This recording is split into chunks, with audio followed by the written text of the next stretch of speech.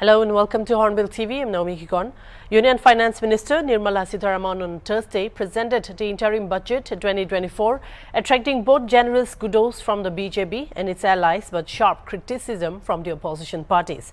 However, the middle point and sobering settlements were from industry experts. The finance minister stated that the BJP, that central government, believes in focusing on four major castes, that is poor, women, youth and farmer. Sitharaman presented the Interim Budget 2024-25 in Lok Sabha. Union Finance Minister Nirmala Sitharaman lists out a strategy for Amrit Kal. She said the government will adopt economic policies that foster and sustain growth, facilitate inclusive and sustainable development. It will adopt policies to improve productivity, create opportunities for all, help them enhance their capabilities, and contribute to the generate of resources to power investments and fulfill aspirations, she asserted. Amrit Kal. Our government will adopt economic policies that foster and sustain growth, facilitate inclusive and sustainable development, improve productivity, create opportunities for all, help them enhance their capabilities, and contribute to generation of resources to power investments and fulfill aspirations. Guided by the principle, reform, perform, and transform, the government will take up next generation reforms and build consensus with the states and stakeholders for effective implementation. It is an important policy priority for our government to ensure timely and adequate finances, relevant technologies, and appropriate training for the micro, small, and medium enterprises, MSMEs, to grow and also compete globally. Prime Minister Narendra Modi said the income tax remission scheme will provide relief to 1 crore people from the middle class. This budget stresses on empowerment of the poor and the middle class and creating of new employment opportunities for them, he said. The government aims to have 3 crore Lakhpati DDs now, he said. Vande Bharat standard की 40,000 आधुनिक बोगियां बनाकर उन्हें सामान्य यात्री ट्रेनों में लगाने का ऐलान किया गया है। इससे देश के अलग अलग रेल रूट पर करोड़ों यात्रियों में आरामदायक यात्रा का अनुभव बढ़ेगा। साथियों, हम एक बड़ा लक्ष्य तय करते हैं, उसे प्राप्त करते हैं और फिर उससे भी बड़ा लक्ष्य अपने लिए तय करते हैं। गरीबों के लिए हमने गांवों और शहरों में 4 करोड़ से अधिक घर बनाए। अब हमने 2 करोड़ और नए घर बनाने का लक्ष्य रखा है। हमने 2 करोड़ महिलाओं को लखपति दीदी बनाने का लक्ष्य रखा था। अब इस लक्ष्य को बढ़ाकर 3 करोड़ लखपति दीदी बनाने का कर दिया गया है। आयुष्मान भारत योजना ने गरीबों की बहुत मदद की है। अब आंगनवाड़ी और आशा वर्कर, उन सबको इस योजना का लाभ मिलेगा। साथियों, इस बजट में गरीब और मध्यम वर्ग को एम्पावर करने, उनके लिए आय के नए अवसर बनाने पर भी बहुत जोर दिया गया है। रूफटॉप सोलर अभियान में 1 करोड़ परिवारों को सोलर रूफटॉप के माध्यम से मुफ्त बिजली प्राप्त होगी। इतना ही नहीं, सरकार को अतिरिक्त बिजली बेचकर लोगों को 15 से 20।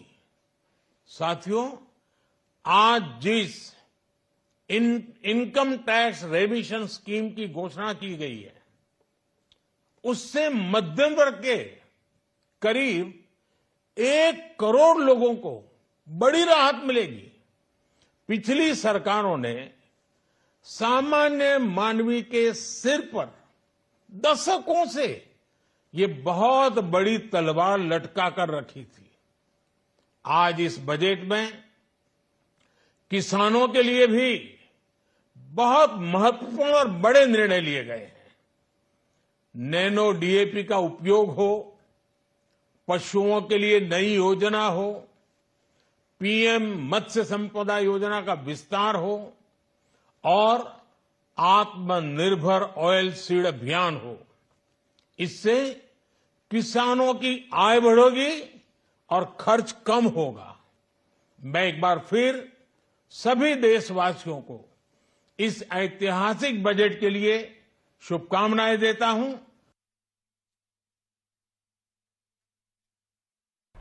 Likewise, the BJP's National President JP Nadda claimed that the budget lays the foundation of a developed India. The target for Lakhpati DD has been raised to 3 crores and the MSME sector to be made global. The tourism and renewable energy sectors have been focused upon in the budget, he added.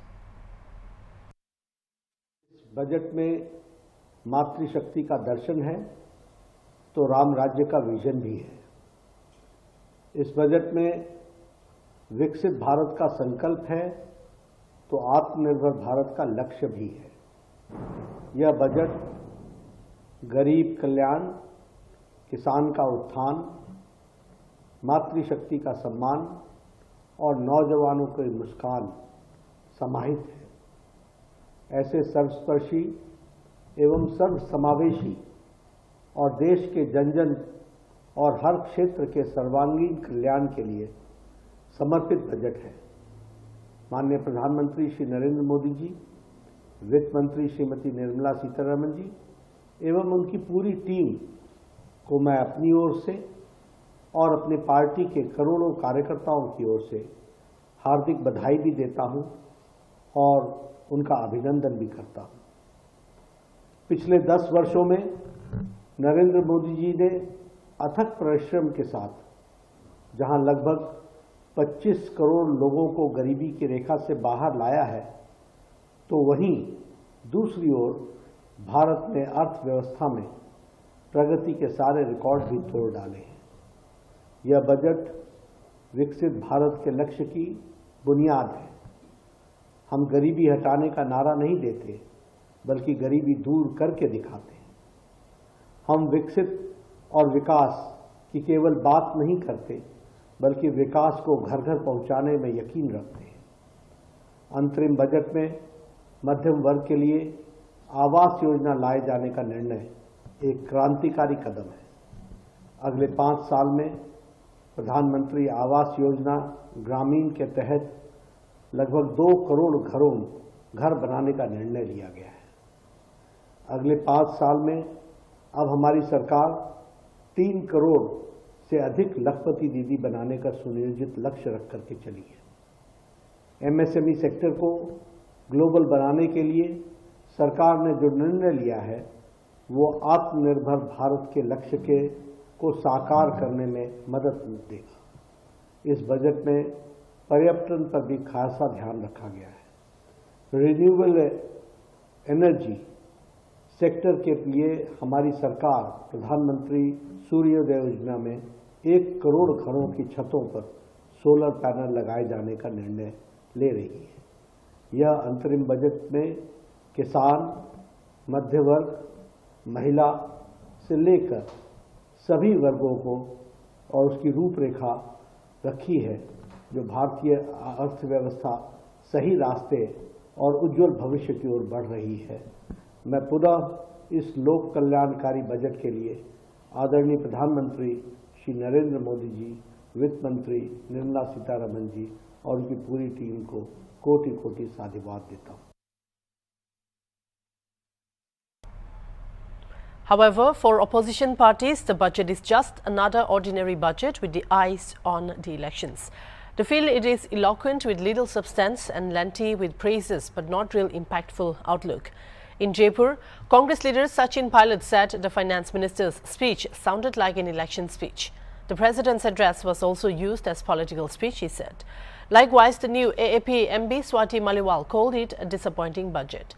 Inflation and unemployment are at their peak in the country, but there is nothing about it in the budget, she said. It is a disappointing budget for the common people, Maliwal said. Budget जो है interim budget था, लेकिन जो भाषण वित्त मंत्री महोदय ने दिया वो एक चुनावी भाषण लगा, मुझे एक इलेक्शन स्पीच लगा। और अपनी सरकार का गुणगान ही करना है वो तो हर सभा में नेता भाजपा के करते ही हैं, लेकिन मुझे उम्मीद थी कि इंटरिम बजट में भी कुछ ऐसे कदम ले सकते थे जिसमें लोगों को राहत मिलती। ना तो उसमें महंगाई को कम करने के उपाय बताए गए हैं, ना रोजगार पर को ध्यान केंद्रित किया गया है। ले देकर सिर्फ अपना गुणगान किया है, अपनी पीठ थपथपाई है, और इस पूरे भाषण में कुछ ऐसा नया निकल कर नहीं आया जिससे जनता को कुछ उम्मीद जग सकती है। और मैं जानता हूं कि बजट इंटरिम था, और जिस तरह सरकार कह रही है कि अगला बजट हम बाद में पेश करेंगे, उससे कहीं ना कहीं बहुत ज्यादा अति आत्मविश्वास दिखता है, ओवर कॉन्फिडेंस दिखता है। लेकिन ये एक ऐसा अपॉर्चुनिटी थी सरकार के पास, वित्त मंत्री जी के पास, कि वो कहीं ना कहीं किसानों के लिए, नौजवानों के लिए, मध्यम वर्ग के लिए कोई राहत नहीं दी गई है। और जब आप कहते हैं कि अर्थव्यवस्था इतनी अच्छी चल रही है, तो जो लोग मेहनतकश लोग हैं, खासकर जो मध्यम वर्ग के लोग हैं, मिडिल क्लासेस हैं, स्टूडेंट्स हैं, फार्मर्स हैं, उनके लिए कहीं कोई राहत, कोई हेल्प, कोई आर्थिक मदद देने का प्रावधान इस बजट में मुझे दिखा नहीं। जैसा मैंने कहा, अधिकांश बजट सिर्फ अपना गुणगान किया, अपने कार्यकाल की सफलताओं को किया। जैसे राष्ट्रपति महोदय का जो भाषण था उसको भी एक पॉलिटिकल भाषण की तरह इस्तेमाल किया। आज का जो इंटरिम भाषण स्पीच थी वो भी देखिए पॉलिटिकल थी, और पूरी तरह चुनावों को लेकर वो भाषण दिया गया था। मेरे हिसाब से इस साल भी बहुत ही ज्यादा निराशापूर्वक ये बजट रहा है। देश में महंगाई और बेरोजगारी चरम सीमा पे है, पर इस बजट में कुछ भी नहीं बताया गया कि सरकार क्या कदम उठाएगी जिससे कि महंगाई और बेरोजगारी से लड़ा जा सके।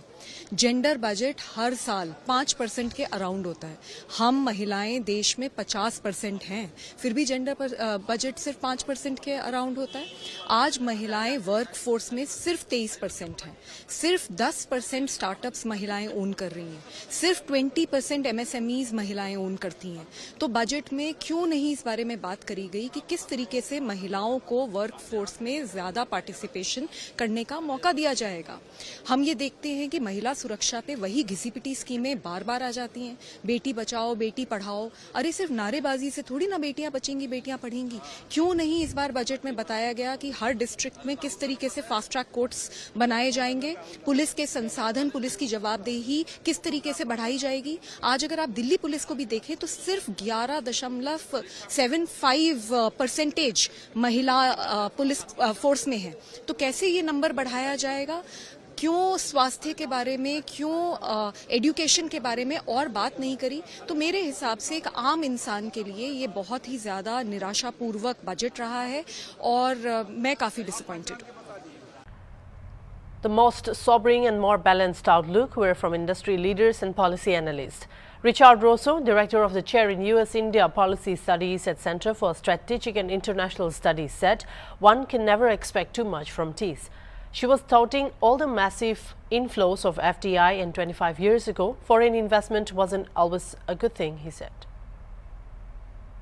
Considering that it's more of a continuing resolution or vote on account, you're never expecting too much from these, expecting that the bigger announcements will happen by whoever wins the election. But overall, there were a couple of, I think, modest surprises. You know, in particular, something that makes sense electorally, but also makes sense for the judicious governance of the country, which is dropping all these older tax cases, which is terrific. But also, as somebody representing a foreign organization, we look and see what she says on things like trade and investment. She was touting all the massive inflows of foreign direct investment.